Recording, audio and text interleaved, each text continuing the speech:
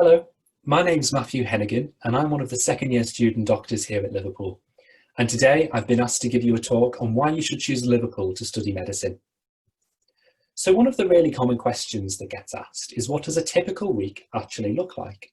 Well, in first year, we're taught in 3-week teaching blocks. And those teaching blocks cover our musculoskeletal teaching, our respiratory teaching, and endocrine teaching as well. The list goes on.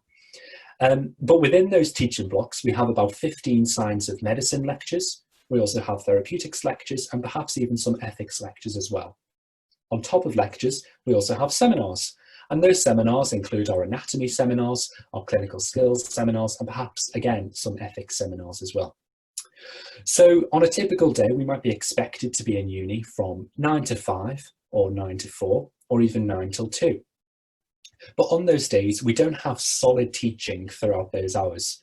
So there is time to catch up on your lectures during the day and to catch up with friends. And if you use this time effectively, you do have time of an evening to join the societies that you want to join. And I'll be talking about that later on in the presentation. So as I mentioned, I'm in my second year now. And the main difference between first and second year is that in second year, we have some clinical weeks at the end of our system teaching.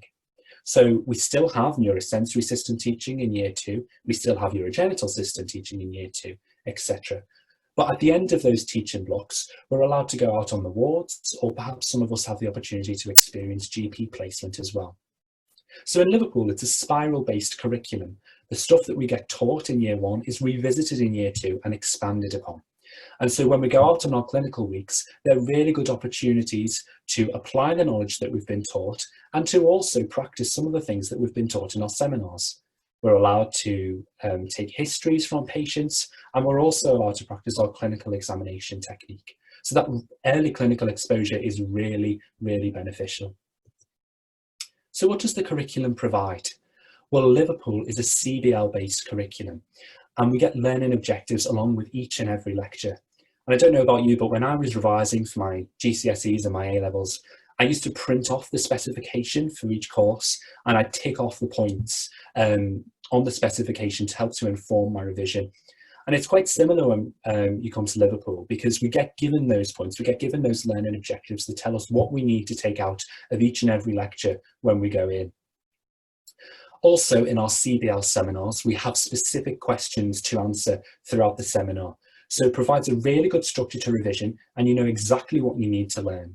The learning objectives do provide flexibility to have opportunities to research around the subject, but I personally like the structure that learning objectives give to a course. We also have early clinical exposure, as I talked about earlier, and that is a really good opportunity, as I said, to practice the things that we've been taught in our seminars and to consolidate the things that we've learned in our lectures. It's very different learning about something from a textbook to actually seeing something in real life, and it does help to reinforce learning. We also have one-to-one academic support in the form of an academic advisor.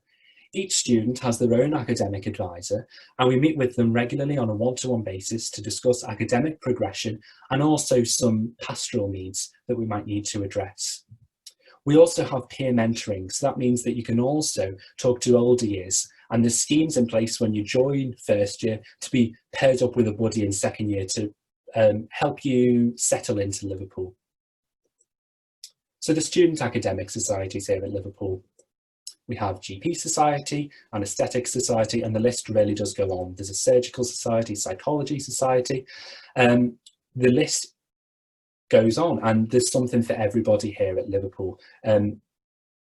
One of the really good things about the academic societies here in Liverpool is that they provide revision for summative exams when it comes to the summer exams, and those are the exams that count towards progression. Academic societies also allow you to explore perhaps some interests and specialties that you might be interested in when you graduate university. So doctors are involved with these societies, they put on teaching events, and they're really good ways to network with older years and doctors. I've been involved quite heavily with the GP Society.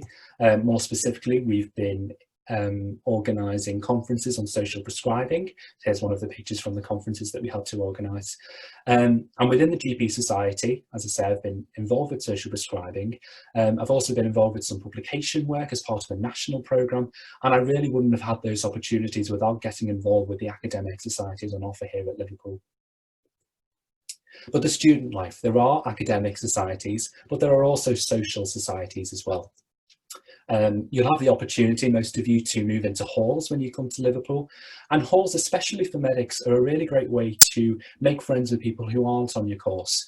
You do tend to spend a lot of time with the people who are on your course, and that's quite natural, and so you do form close bonds with those people, but also it's quite nice at the end of the day to go to your flat to talk to non-medics, to talk about non-medical things. There are also societies that are specific to medical students only. So pictured here are pictures from Artifacts, which is the Liverpool Medical School Performing Arts Society. We put on Chicago, the musical, so there's just some pictures from them.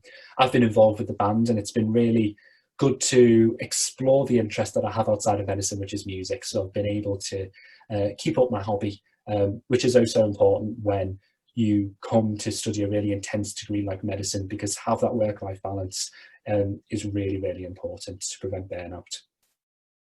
Student societies are also a great way to network with older years. So from joining Artifacts in first year, I know some F1 doctors now who help me. They give me some tips when I go along to sit my summative exams. But the main reason why we join these societies is to have that release away from medicine. It's not necessarily to network, although that is a distinct advantage. But Liverpool itself is a really vibrant student city. There's 4 universities here in Liverpool, and there's so much going on. It's really affordable, and it's just a great place to be a student.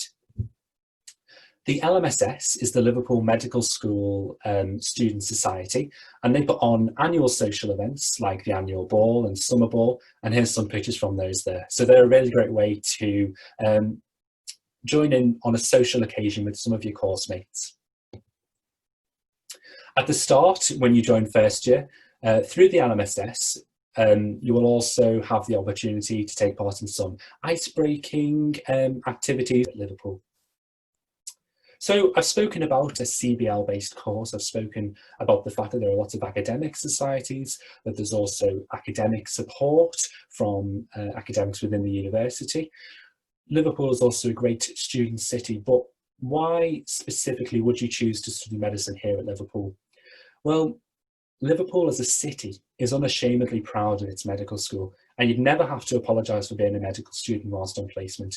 And that's really important and a real advantage to any medical student when you come to study here. Patients are really happy to help you when you go to ask to take their history or to perform an exam.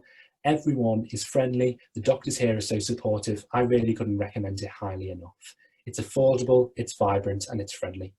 What's not to like? Thank you for listening. I hope that we can welcome you to Liverpool very soon.